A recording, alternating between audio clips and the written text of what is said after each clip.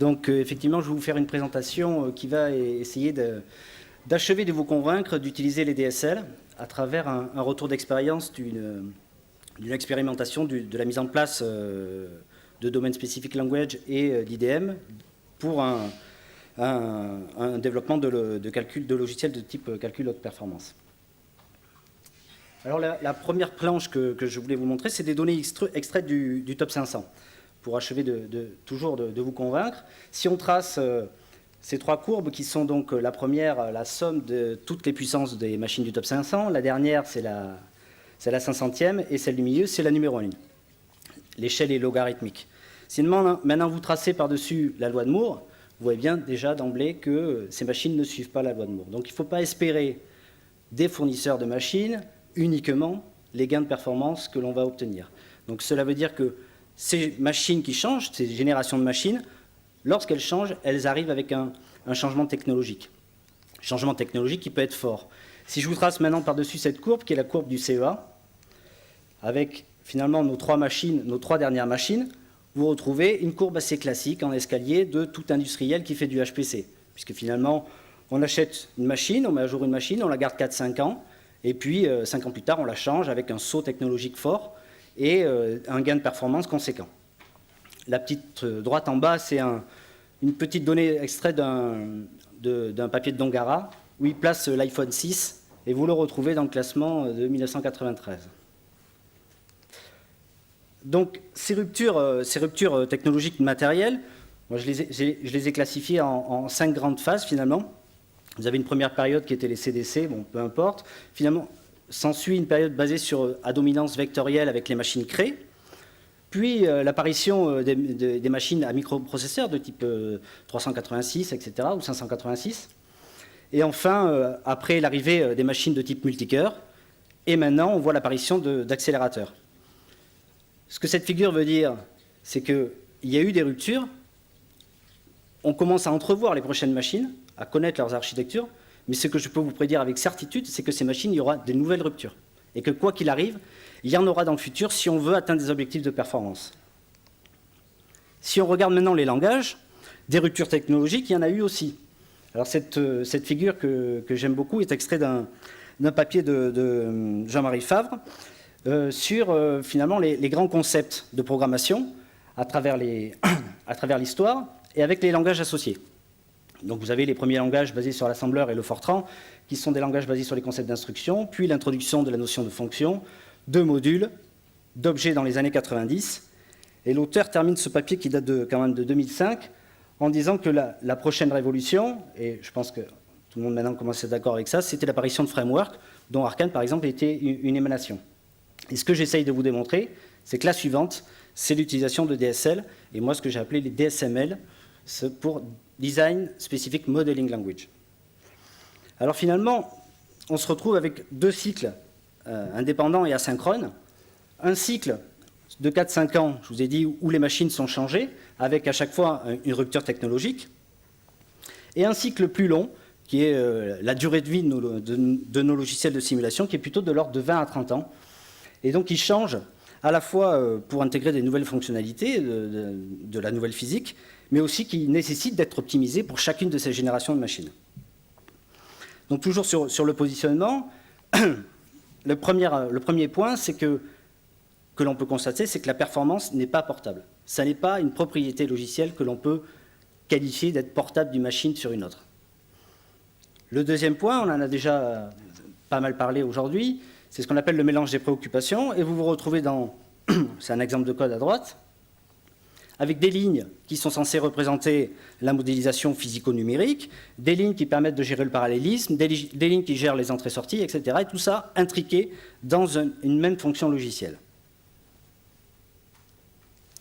Enfin, le dernier point concernant ce positionnement, c'est la complexité de programmation. Vous avez aujourd'hui une foultitude de technologies disponibles pour programmer des logiciels de type HPC. Et on demande à un développeur qui soit à la fois capable de comprendre les modèles physiques, d'écrire des schémas numériques et de comprendre toutes ces technologies. Technologies qui en plus changent assez fréquemment. Donc nous, ce que nous avons proposé, c'est une approche basée sur l'ingénierie dirigée par les modèles, qu'on a appelé MDE for HPC, pour répondre à ces trois problèmes que nous avions identifiés. Concernant le premier, qui est l'adhérence à l'architecture, nous avons utilisé une stratégie classique dans le MDA qui s'appelle le PIM et le PSM, je vous décrirai ça un peu plus loin, et des notions de stratégie de parallélisme. Pour le mélange des préoccupations, c'est la notion de point de vue que vous avez aussi vue ce matin, mais je vous rappellerai un petit peu dans quel cadre nous voulons l'utiliser. La composition de modèles aussi. Et enfin, pour la complexité de programmation, bien sûr, c'est l'abstraction, la formalisation et la génération automatique de code. Donc, pour la notion de point de vue qui a déjà été évoquée ce matin, ce que l'on souhaite, ce n'est pas avoir finalement des multiplications de modèles, mais c'est un modèle qui est capable d'être vu par plusieurs profils de développeurs, qui peuvent être des physiciens, des numériciens, des développeurs d'IHM ou toutes les personnes ayant à intervenir sur le logiciel. Le but, c'est de lui cacher quelque part la complexité et qu'il n'ait à intervenir que sur les parties sur lesquelles il apporte la plus grande valeur ajoutée. Donc ça, c'est quelque chose qui est maintenant assez standard dans l'IDM et que nous avons essayé de mettre en place dans ce cadre-là. Toujours un autre point, une autre stratégie standard dans l'IDM, c'est la notion de SIM, PIM, PDM et PSM, c'est-à-dire les Computational Independent Model, Platform Independent Model, Platform Development Model et Platform Specific Model. C'est-à-dire qu'on ne va pas parler finalement d'un modèle et qui va amener à un code, mais plutôt d'une chaîne de modèles et d'une chaîne de transformation de modèles et d'un processus de développement qui vont amener à la fin à un binaire. Donc il ne faut pas voir ça comme un unique objet logiciel qui serait votre modèle, mais plutôt une suite de modèles que vous allez construire par agrégation et en fonction des profils des gens qui vont le développer. Donc un petit exemple d'une sous-partie de ce modèle que l'on appelle HPCML. Donc c'est là, évidemment ça ne marche pas super, mais bon, vous avez 70 métaclasses que l'on sépare en grands packages. Un de ces packages est un package qu'on appelle Paprika, qui est dédié à la génération automatique d'IHM. C'est-à-dire que vous allez spécifier, on peut le voir comme un package autonome, vous allez spécifier votre modèle d'entrée de votre logiciel HPC. Une fois que ce modèle d'entrée est spécifié, ça va générer automatiquement une IHM. Donc ça, si on le regarde en produit standalone, c'est déjà une grosse valeur ajoutée sur un logiciel de simulation. Mais lorsqu'on l'intègre dans un métamodèle un peu plus gros, on va pouvoir se permettre de se passer des chaînes de transformation du modèle de l'IHM vers le modèle d'entrée de votre code de simulation. C'est-à-dire que cette fois, au lieu de dire qu'on génère un modèle d'entrée pour le code de simulation qui va lire ces données après, on se passe de cet aspect écriture et lecture. On dit on a un seul modèle unique dans lequel on peut travailler. Donc lorsqu'on rajoute une nouvelle entrée à son code de simulation, une nouvelle donnée possible, un nouveau paramètre, c'est automatiquement rajouté à la fois dans l'IHM et disponible dans le code. Donc deux grands concepts que je vais vous décrire ici, c'est l'aspect structuration. Donc on a des packages pour structurer votre modélisation. Trois grands concepts, des composants, des services et des implémentations. Je ne rentre pas trop dans le détail ici. Et puis un package plutôt pour gérer tout ce qui est comportemental. Et là, on va retrouver à la fois des diagrammes de type control flow, data flow, et les trois grands paradigmes de parallélisme qui sont souvent utilisés dans le domaine du HPC, la décomposition de domaine, des boucles parallèles et les exécutions concurrentes. Alors, donc effectivement, on se retrouve avec la définition d'un métamodèle et donc finalement d'un DSL aussi qui va permettre d'instancier des modèles correspondant à ce métamodèle.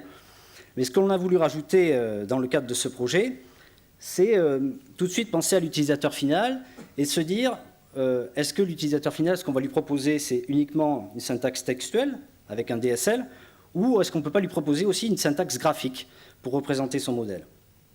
L'intérêt qu'on voyait là-dedans, c'est d'abord, normalement, il est plus facile de commencer à développer dans un langage graphique.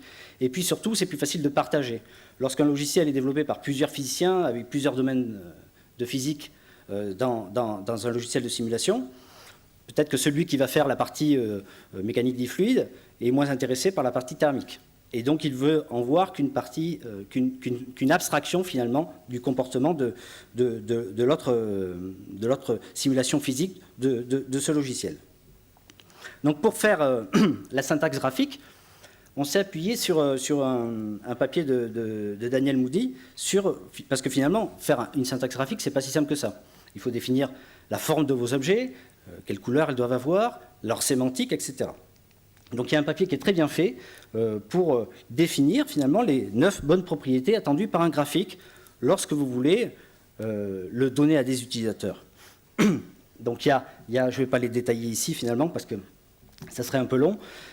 Vous avez des aspects sur la clarté sémiologique, la différenciation perceptuelle, effectivement, est-ce que vos représentations graphiques sont bien différentes et permettent visuellement de les différencier facilement. La transparence sémantique, est-ce qu'il est mieux de représenter un ingénieur avec un carré ou un bonhomme ou quelque chose qui lui ressemble le plus, etc. La gestion de la complexité ou l'expressivité visuelle, qui est un des aspects les plus intéressants finalement, c'est il conseille dans son papier un nombre maximal de dimensions à utiliser dans votre diagramme. C'est-à-dire, est-ce que vous devez utiliser les formes, les tailles, les couleurs, l'orientation, etc. Donc il y a une recommandation dans la manière de définir vos diagrammes graphiques. Et donc ici, vous retrouvez je vous ai montré deux petits exemples, finalement, de ce type de développement, de ce type de représentation, issu du langage SPCML, avec quelque chose qui ressemble à des automates, mais c'est un mélange de concepts, finalement, c'est un mélange d'automates, et quelque chose qu'on a voulu volontairement visuel, avec l'expression du parallélisme qui se retrouve ici avec la gestion des numérateurs, par exemple, sur les cells, qui sont les éléments du maillage. Ou ici, un autre type de parallélisme pour faire une boucle de type plutôt concurrente. Tout ça, ça se décline dans un environnement de développement que nous avons appelé Archimède.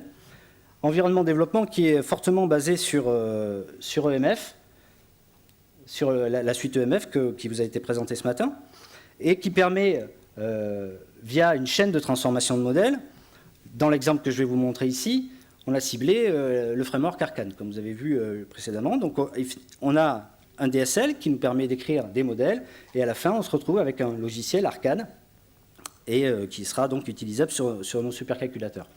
En parallèle, vu que je vous ai déjà expliqué que c'était le même modèle, on se retrouve avec l'IHM qui est aussi généré et qui est intimement lié avec le logiciel que l'on a développé.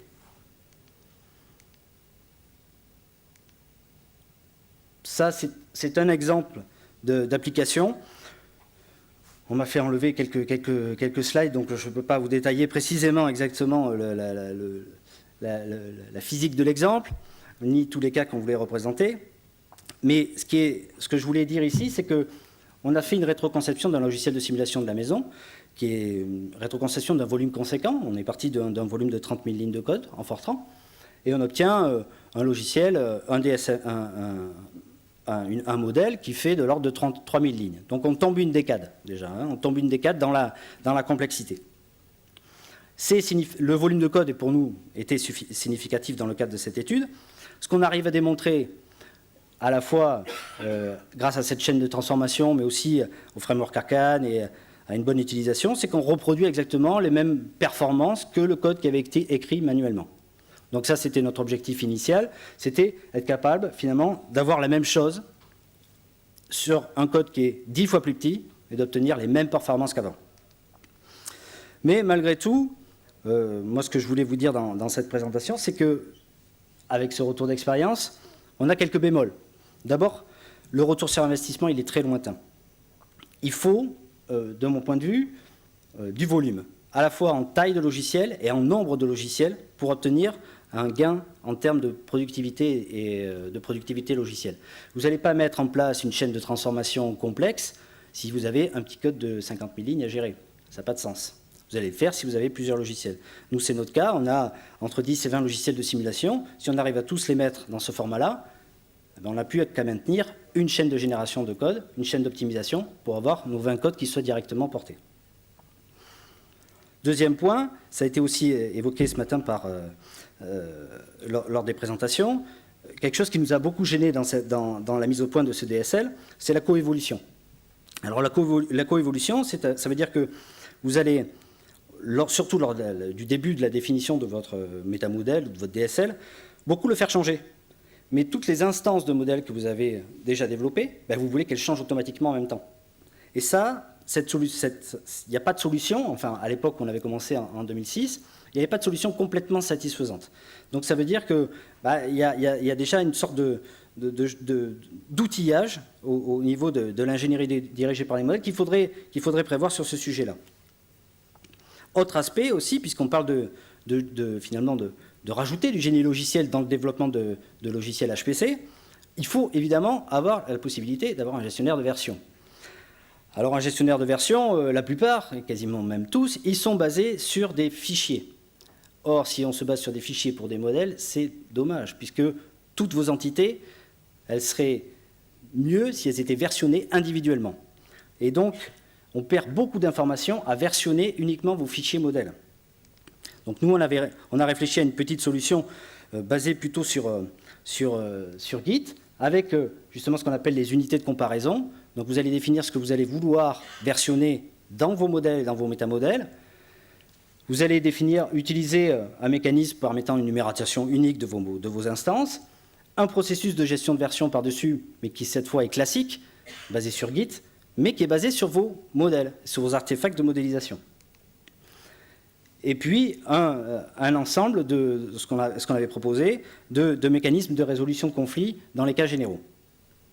Et ça, pour moi, c'est quelque chose d'indispensable. Si on veut démocratiser l'utilisation de DSL, il faut être capable à la fois de gérer ces problèmes de coévolution et puis de fournir une solution de gestion de version qui soit performante. Alors, je vais continuer plutôt sur des choses qu'on a à moitié entamées, que j'ai classées dans le thème perspective parce que je n'ai pas vraiment quelque chose de présentable aujourd'hui. Ce que je vous ai dit, c'est qu'on a réussi à démontrer qu'on obtient les mêmes performances. Bon, ça, c'est assez bien, c'est déjà pas mal, surtout en ayant un logiciel plus petit. Mais ce qu'on veut faire maintenant, c'est obtenir plus de performances.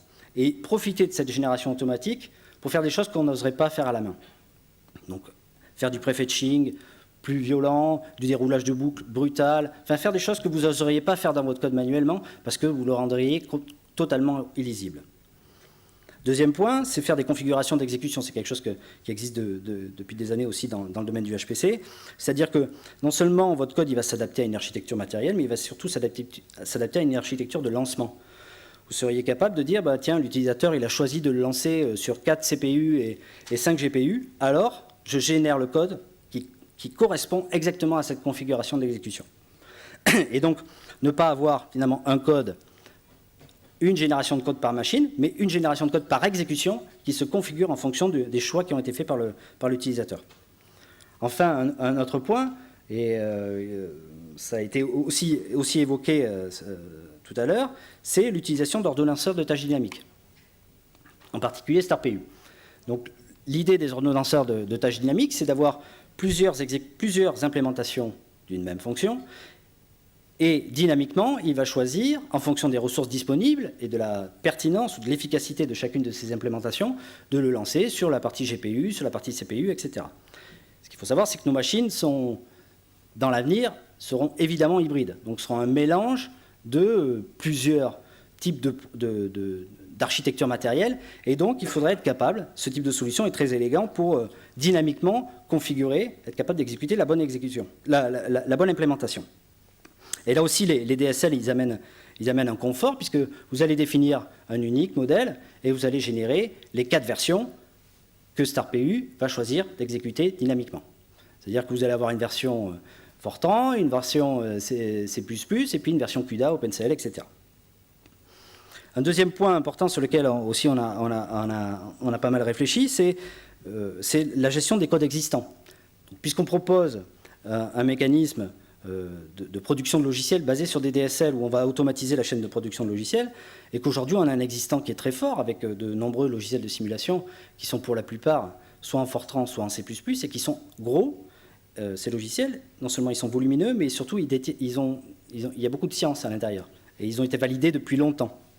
C'est des logiciels qui datent de 20 ans, qui rendent de fiers services encore aujourd'hui. Donc il faut être capable de faire une rétro-ingénierie de ces logiciels-là vers nos modèles. Alors, pour faire ça, ce qu'on dit, c'est qu'il faut aussi utiliser l'IDM. C'est-à-dire que lors de votre phase de rétroconception, vous allez annoter votre code Fortran à l'aide d'une technologie IDM pour être capable de régénérer ce modèle. Concrètement, ça veut dire que vous allez passer... Il n'y a pas moi, je ne crois pas à un caractère automatique. Je ne crois pas au presse-bouton où vous avez un code Fortran et puis automatiquement, ça va vous transformer en modèle. Par contre, ce qu'on peut faire, c'est aider la personne qui va faire la rétroconception en lui permettant de tracer les lignes sur lesquelles il est passé, de les taguer, de les référencer et d'être capable de construire un nouveau modèle intermédiaire qui va représenter cette abstraction-là, enfin son code, et à partir de ce modèle-là, régénérer notre DSL, enfin une instance de notre DSL. Enfin, dernier point sur lequel je voulais insister, c'est les aspects validation. Donc, aujourd'hui, nous sommes amenés à faire de plus en plus d'études paramétriques. Et finalement, la manière classique de voir une étude paramétrique, c'est qu'on fait n-run du même logiciel. On fait nk, on fait n-run. Ce qu'on dit ici, c'est qu'on pourrait profiter de la génération de code pour être déjà capable de déterminer sur une étude paramétrique quels sont les calculs redondants. Quelles sont les sous-parties du code que l'on va être amené à faire de n fois, et donc éviter de les refaire. Donc ils peuvent être dépendants des paramètres. Et surtout, on peut utiliser, pour le coup, beaucoup de vectorisation, c'est-à-dire mettre la boucle de vectorisation le plus bas dans le code, faire passer les paramètres jusqu'aux boucles finales. Enfin, le dernier point, très ouvert, c'est plutôt la prise en compte des incertitudes. Puisqu'on est maintenant capable d'avoir des modèles, et qui sont des modèles formels, on va vouloir, dans ces modèles-là, représenter, quantifier les incertitudes en fonction de leur provenance. Vous avez des incertitudes qui peuvent provenir de votre modèle physique, parce que vous avez fait des approximations physiques, qui proviennent de votre discrétisation, de votre schéma numérique, voire même de votre implémentation ou de l'arithmétique I3E. Et l'idée, c'est d'être capable non seulement de les formaliser, ces incertitudes, mais donc, après, de les exécuter et de déterminer, pour un cas de calcul donné, non seulement le résultat d'une simulation que l'on veut produire, mais aussi son intervalle de confiance. Et donc tout ça, ça contribue à aider le développeur et les utilisateurs à la recherche de meilleurs compromis entre précision et performance. Puisqu'on ne veut pas faire un code le plus précis possible, ce qu'on veut, c'est qu'un code il soit à la fois précis, mais qui tourne dans un temps suffisamment rapide. Et puis donc j'en ai fini ici, je me suis gardé pas mal de temps pour des questions. Et je vous remercie. Merci David. Eh bien voilà, question. Moi j'en aurais une, pour commencer. L'expérience pilote que tu as relatée, enfin de manière un peu elliptique, d'abord, je ne sais plus, tu as dit quel genre de modèle solver de code c'était, tu as le droit, on peut, tu dis, moi j'ai une vague idée, mais... Si, je peux en dire quelques mots. On peut dire quel domaine c'est quand même. Principalement, c'est l'électromagnétisme, on va dire, sur ce cas-là. On a fait plusieurs cas d'application. Celui dont je peux parler, c'est un cas d'électromagnétisme. Et c'est un cas qui contient beaucoup d'algèbres linéaires, comme tous les types de modélisation en électromagnétisme. Donc c'est quelque chose qui s'y prête assez bien. Et puis surtout, c'est quelque chose qui ne présentait pas trop de complexité pour nous. C'est-à-dire que, vu qu'on devait faire la rétroconception de ce code-là, partir de ce code-là et produire le modèle, d'abord manuellement, il fallait qu'on soit capable de le comprendre très très vite. Et nous, pauvres informaticiens, on n'a pas toutes les notions de physique nécessaires pour la compréhension. Justement, tu introduis naturellement la question vraiment que je voulais poser, c'est sur comment vous avez entrepris cette expérience. C'est-à-dire, c'était donc vous, les informaticiens un peu spécialisés, qui avez retroussé les manches, avec ou sans les auteurs initiaux, spécialistes, utilisateurs du code. Avec eux, vous les avez fait travailler, vous les avez fait vous conseiller. Comment est-ce que vous attendiez des choses aussi de la part des utilisateurs, des retours de leur part, ou est-ce que ou c'était purement une expérience un peu d'ordre technique pour commencer? Effectivement, on les a beaucoup questionnés, principalement pour savoir ce qu'il y avait dans le code, ce qu'il fallait représenter, quels étaient les schémas numériques qui avaient été choisis, et pourquoi parce qu'il y avait quand même des choix d'optimisation qui avaient été faits dans ce code-là. Donc il fallait comprendre pourquoi ces choix-là avaient été faits, tout ça n'était pas tracé, il y a une certaine histoire dans ce code. Donc ça, il a fallu qu'on le comprenne via des questionnaires finalement. Et puis après, on a commencé à montrer nos modèles, qui sont nos modèles un peu graphiques, pour dire est-ce que c'est bien ça? Est-ce que ça correspond à ce que c'était censé faire? Donc c'est là où le graphique apporte un certain intérêt, c'est que c'est un support de communication et de discussion qui est bien plus rapide, bien plus efficace que du texte. Alors effectivement, moi je suis développeur, hein. Moi je préfère écrire. Hein. Je préfère écrire un DSL à la main, faire du texte, hein. Ça va plus vite. Par contre, lorsque j'ai envie de discuter avec des gens qui n'ont pas envie de se plonger précisément dans les lignes de code, ben, une représentation graphique, c'est quand même utile. Et donc on a beaucoup travaillé sur cet aspect-là, parce qu'on voulait démontrer que non seulement ces technologies permettaient d'obtenir les mêmes performances, et que c'était possible, hein, c'était quelque chose qui était accessible, mais qu'aussi elles allaient avoir une valeur ajoutée par rapport à l'usage enfin, par rapport à nos méthodes de développement. Et la valeur ajoutée, c'est cet aspect graphique. Et sur la réaction des utilisateurs, enfin, entre guillemets, métiers, si je pourrais dire, vous avez recueilli un petit peu quelque chose quand même, ne serait-ce qu'informellement? Formellement, ne serait-ce qu'informellement. Informellement, c'est-à-dire qu'on a fait... Comment ils ont réagi, comment... On a fait quelques études. D'abord, ils sont surpris. La première chose, c'est la surprise. Effectivement, d'obtenir les mêmes performances, c'est assez surprenant au départ, de se dire, voilà, mon code il est généré, j'obtiens à peu près la même chose. Après, il y a toujours, et on n'a pris qu'une sous-partie du code, donc il y a un manque de complexité, il y a toujours une critique, et finalement, sur la complétude de l'étude. Mais je dirais que ça dépend des profils. Nous, on n'a pas des équipes assez grosses pour que je puisse en tirer des conclusions. Si j'avais 100 étudiants, et puis je leur dis, vous faites le code manuellement, vous faites le code avec le DSL, là, je pourrais te donner une conclusion et te dire, effectivement, ils ont été plus vite, c'est plus efficace, ils sont contents, etc. Là, les tailles de nos équipes de développement, elles sont assez faibles, c'est assez petites. Donc, je ne pense pas que l'échantillon soit suffisamment représentatif pour en tirer des conclusions. Et une petite dernière, j'essaierai quand même de passer le micro à la salle, mais là je suis bien parti. Ça me rappelle quand j'étais plus jeune que je développais des trucs, en particulier des data flows en visualisation. On peut mixer sans difficulté l'expression scriptée, le textuel et graphique, parce que c'est sympa, il y a des avantages et inconvénients aux deux, et tout l'un ou tout l'autre, c'est pas globe, quoi. C'est bien de pouvoir mixer. Bien sûr, on peut le faire. Maintenant, vous avez tous les outils autour de MF. Il y a plusieurs outils pour faire ça. Hein. Jean-Michel en a cité un ce matin, ceux qui développent. Il y a des outils commerciaux aussi. Hein. Il y a un outillage qui permet à la fois de définir des métamodèles et leur représentation graphique, et d'avoir un lien fort. Et leur représentation textuelle en même temps avec Xtext ou Xpand. Enfin, il y a beaucoup de solutions. Hein. Finalement, il y a plus de solutions techniques pour faire ce type de choses que pénurie. Hein. Vous avez le choix. Vous avez vraiment le choix. Mais ce n'est pas si compliqué que ça à mettre en place. C'est assez difficile, il faut effectivement se retrousser les manches, mais ce n'est pas si compliqué que ça. Ce qui est plus difficile, c'est d'aller jusqu'au bout, c'est ce que j'ai essayé de vous démontrer. C'est-à-dire avoir de la gestion de version, être capable de faire de la coévolution, parce que votre langage, il va vivre. Votre métamodèle, il doit vivre. Vous allez le faire bouger, c'est obligatoire. Et donc, si chaque fois qu'il bouge, c'est contraignant pour vous, ce n'est pas une solution non plus. Donc il faut être capable d'outiller aussi sa chaîne de métamodélisation et ses chaînes de transformation. Et de rajouter un maximum d'automatisation dans tout ça. Ok, merci. Bon, il nous reste encore 2 minutes. Hein. Stéphane, c'est toi que je voyais frémir. Ah bah voilà. Bon, je reviens au tout début de l'exposé. Quelque chose qui m'interpellait, c'est l'observation comme quoi sur un DSL, il y a un temps de retour sur investissement qui peut être long. Oui. Donc j'avais l'impression qu'on peut peut-être détailler les expériences. Est-ce qu'il y a eu des expériences ratées, et surtout, ou disons pas rentables, et quels étaient les écueils à éviter? Effectivement, je ne vous ai pas donné quelques chiffres. Donc pour mettre en place ce DSL, ça a pris, on va dire 4 ans à 1 personne et demie. Pour arriver à être capable de produire du logiciel avec un DSL jusqu'à la fin. Donc c'est quand même assez long. C'est quand même assez long. Et surtout que c'est pas complètement parallélisable. Vous ne pouvez pas dire je vais en mettre 10 et puis je vais diviser le temps par 10. C'est pas vrai. Parce que de toute manière, il y a la mise en place des concepts. Le choix du langage, le choix des concepts, tout ça c'est long. C'est ça qui est long.